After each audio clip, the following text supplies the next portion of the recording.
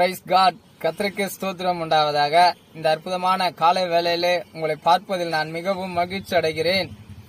Shorts வீடியோவாய் போடுகிறோம், வாரத்தில் 2 முறை. அதை கேளுங்கள், கவனியுங்கள், பயனுள்ளதா இருக்கும் என்பதை சொல்லுகிறேன். இன்றைய தினத்திலே நேரடியாக கர்த்தருடைய வார்த்தைக்கு நேராய் கடந்து செல்வோம். 2 கொரிந்தியரின் புஸ்தகம் 5ஆம் அதிகாரம் 17வது வசனத்தை வாசிப்போம். இப்படி இருக்க ஒருவன் கிறிஸ்துவுக்குள் இருந்தால் புது சிருஷ்டியாய் இருக்கிறான், பழையவைகள் எல்லாம் ஒழிந்து போயின, எல்லாம் புதிதாயின என்பதை நாம் வாசித்தோம். பாருங்க, இப்படி இருக்க ஒருவன் கிறிஸ்துவுக்குள்ள இருக்க வேண்டும் என்பதை அப்போஸ்தலனாகிய பவுல் கொரிந்தியர் நாட்டில் உள்ள சபைகளுக்கு எழுதுகிறார். ஒருவன் கிறிஸ்துவுக்குள்ள இருந்தால் புது சிருஷ்டியா இருக்கிறான். அப்ப ஆங்கிலத்துல என்ன வருதுன்னு கேட்டீங்கன்னா நியூ கிரியேஷன். நியூ கிரியேஷன் என்னன்னு கேட்டீங்கன்னா புது சிருஷ்டி.